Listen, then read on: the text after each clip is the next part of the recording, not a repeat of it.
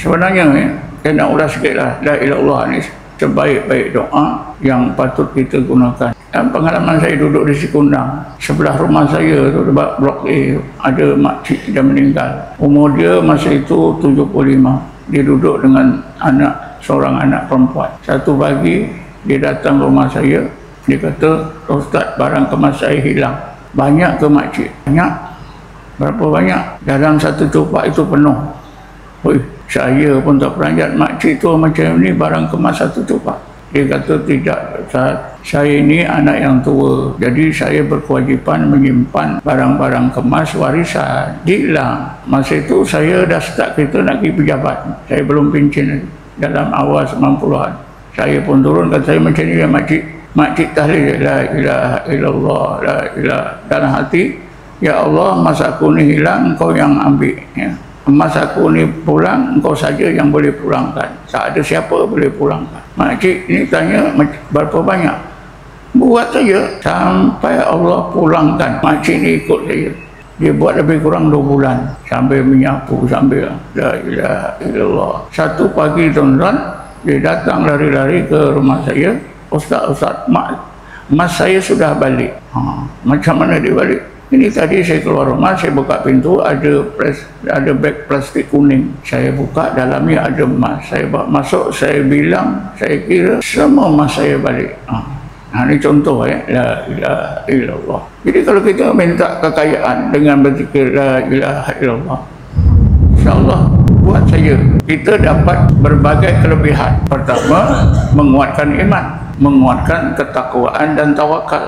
Sebab Allah berfirman ayat 27 surah Ibrahim, Bismillahirrahmanirrahim, "Yusabbitullahu alladhina amanu biqauli tsabit fil hayatid dunya wa fil akhirah." Allah memperkasakan kehidupan zahir batin orang-orang beriman di dunia dan di akhirat dengan la ilaha illallah. Siapa yang kekal dengan la ilaha illallah, insya-Allah dia kuat iman. Jadi kita akan dapat banyak kelebihan berdoa dengan la ilaha illallah. Iman kita akan diteguhkan oleh Allah, kita akan dikasihi oleh Allah Subhanahu wa taala, dan macam-macam berbagai kesenangan, terutamanya bila kita nak mati, dapatlah pertolongan daripada Allah Subhanahu wa taala. Kerana modal orang mati ni tuan-tuan, tiket yang utama apa dia? Ingat Allah. Begini ketika roh kita ni diambil oleh malakul maut, dipisahkan dari tubuh. Kalau kita memang ahli zikir la ilaha illallah, ketika itu roh kita memang nyebut la ilaha illallah, la ilaha, berterusan. Jadi cuba bayangkan ketika roh kita dipisahkan oleh malaikat, roh kita sentiasa la ilaha illallah. Itu perlu kepada latihan harian. Sebab itulah kita berdoa dengan la ilaha illallah ni banyak kelebihannya. Terutama itulah apa tadi, bukan saja memurahkan rezeki kan. Selain daripada itu tuan-tuan, kita berdoa terus dengan nama Allah. Antara nama Allah yang disebut dalam Quran ialah Razzaq. Allahu war-Razzaq. Allahu war-Razzaq. Ar-Razzaq itu artinya Allah, Tuhan yang maha memberi rezeki. Di dalam Quran hanya disebut sekali, tak salah. Allahu war-Razzaq Zu quwwatil matin. Ayat 58 surah At-Tur. Saya dah tengok kalau silap saya tak tahu lah. Kalimah Ar-Razzaq itu di dalam Quran disebut sekali. Itulah ayat 58 surah At-Tur. Allahu huwar razzaqu Zu quwwatil matin. Allah lah Tuhan yang maha pemberi rezeki, yang mempunyai kekuatan yang maha besar, quwwatil matin. Jadi kita manfaatkanlah dengan nama Ar-Razzaq untuk kita gunakan bagi memurahkan rezeki kita.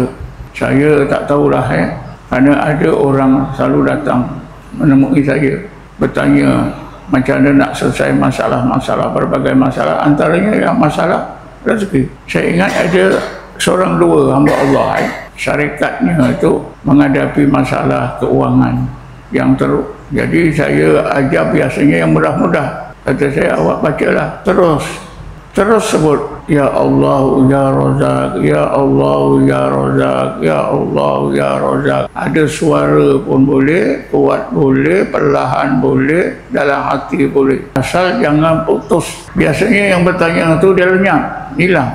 Hilang maknanya tak jumpa saya lagi. Tapi tuan-tuan, ada di antara mereka itu yang sudah berjaya. Tiba-tiba datang ke saya, terima kasih. Kenapa pula terima kasih? Kerana doa yang Ustaz bagi, Ya Allah ya Razak, itu betul-betul Allah murahkan rezeki saya. Keuangan saya kat saya dah tak ada masalah. Dia pun bagi duit pada saya, tuan-tuan. Ini saya hadiah pada Ustaz. Jadi pada situlah saya tahu mereka yang beramal dengan Ya Allah ya Razak itu dapat memurahkan rezeki mereka.